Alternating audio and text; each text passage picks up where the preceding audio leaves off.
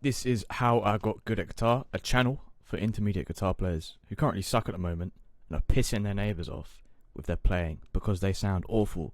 They can't get in a band, no one wants to play with them, they don't sound good. That used to be me, right? And this channel is for players like that who want to become advanced without having to pay for a university degree. So yeah, stop annoying your neighbours, make them give you compliments. Check the link below in the description. So, I just want to show you my journey, what I used to be like as an intermediate, and then how I progressed. So this is me right here. I don't think I sounded very good. And I managed to develop my own unique style here, which again is always growing, it's always evolving, always getting better. It's only uphill from here, right? So if you want to be in the same position, you're in the right place. Again, I've been in your shoes before, I know how to get out of them. And again, you don't need a university degree like I did. So, this is an educational channel, not entertainment. If you're looking to be entertained, please go elsewhere. Keep posting nice comments, I'll put some more up here.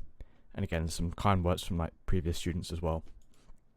So, today's video is on the best tip to advance your guitar playing. This has allowed me to become a much more creative guitarist, and the instrument is actually enjoyable now. Like, I can pick it up and it will take me hours before I get bored. And what makes us get better at the instrument is the amount of hours we put into it, right? So if we can make those hours more interesting and we don't make those hours feel like a chore, we're naturally going to skyrocket our progress. So, it's not using a metronome, right? We've all heard this before. Again, it's a good idea. It's not learning how to play other people's songs. Again, this is a good idea. You should probably do that. It's not ear training. Again, that's a useful skill, but this is not what I'm talking about today. And it's not practicing 25 hours a day, 8 days a week. Again, I would encourage you to try that if you could, or maybe not, that might kind of ruin your life, but still, it's not all of these. These are kind of useful things to try, but I think there is another tip that we're overlooking to improve our guitar practice and our guitar playing. And this habit has humbled me in the beginning, right? I kind of used to cringe at myself at the start when I first started doing this. But over time, it's allowed me to eliminate poor techniques and increase the output of my creative musical ideas, right? Like I said earlier, the progress is always upwards. It's trending upwards. You only ever get better when you do this. And it keeps a nice record of your playing. Is a technique I recommend, right? And this is also something that you can do at any level on the instrument. Whether you're a beginner and it's your first day of the guitar, or you're like advanced like I am. I still do this practice. I'm never going to give it up. This is something that I do every time I pick up the guitar. And all this costs you is a tiny bit of embarrassment, right? It's going to bruise your ego ever so slightly at the beginning, but it's worth the cost for the improvements over the long run.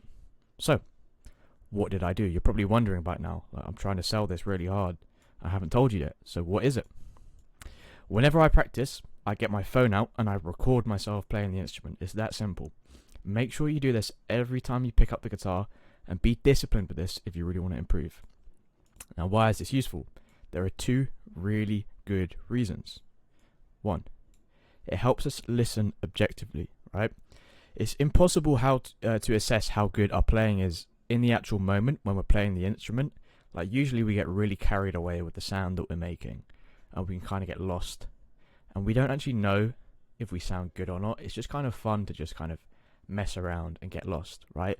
We can only properly judge how good that sounds until after it's happened.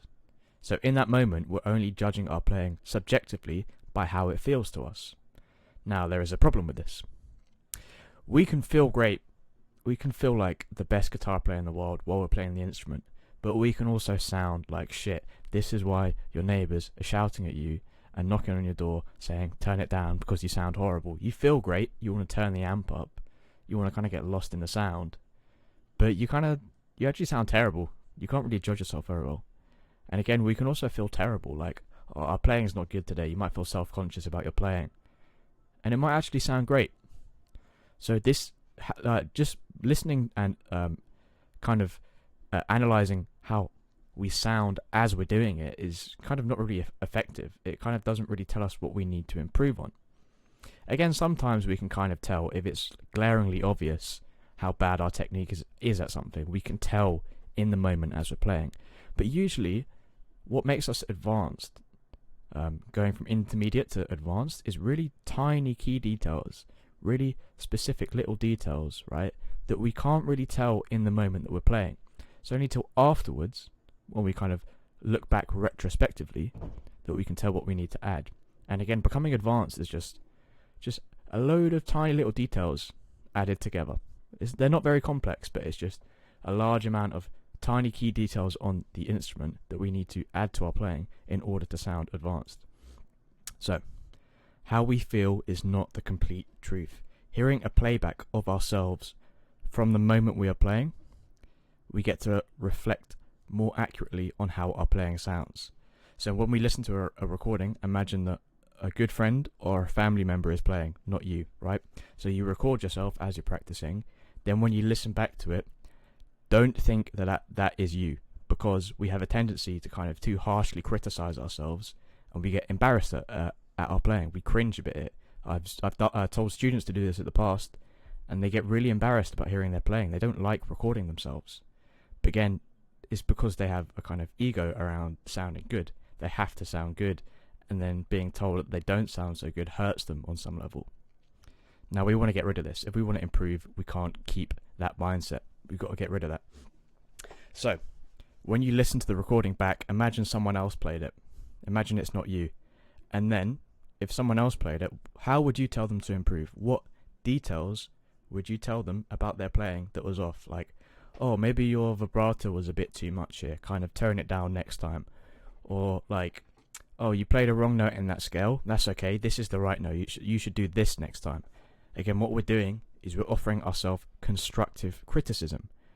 We have a tendency to be way too harsh on ourselves, right?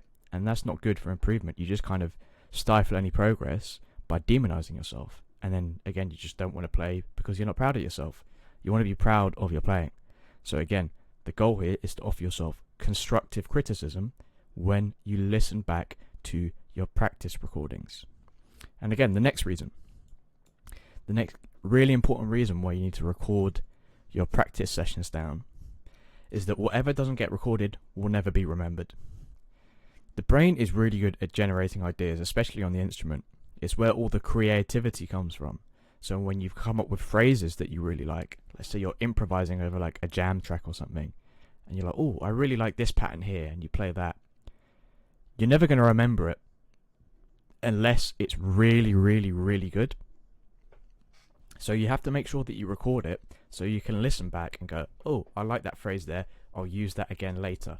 And then you kind of repeat that process over and over, and it becomes part of your vocabulary that's ingrained.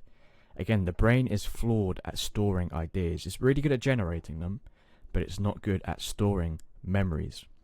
And you have a limit to how much of your own creations that you can remember. You can only really remember the best one or maybe two. Now, let's say you come up with like 10 good ideas. You lose a good 8, right? You lose 80% of your creative ideas. And that's really going to hold your playing back in the long run.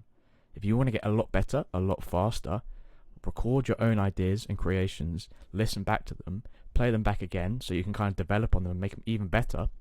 And then you kind of have a bank that you can draw from of really good ideas that you can incorporate into your playing. So yeah, we need to be able to store ideas somewhere in order to keep them alive. Again, if they don't get recorded, they don't get remembered, and they just die off. So, this has been How I Got Good at Guitar by Fabian Dolan. That's my name, by the way. If you have any questions, link in the description for my Instagram, ask me there. And again, if you want to progress faster in just 1 month than the past year that you've been practicing, check the description below. And respect for making it to the end. Well done. Again, subscribe for more high quality guides. Again, my Instagram is right there. Take care.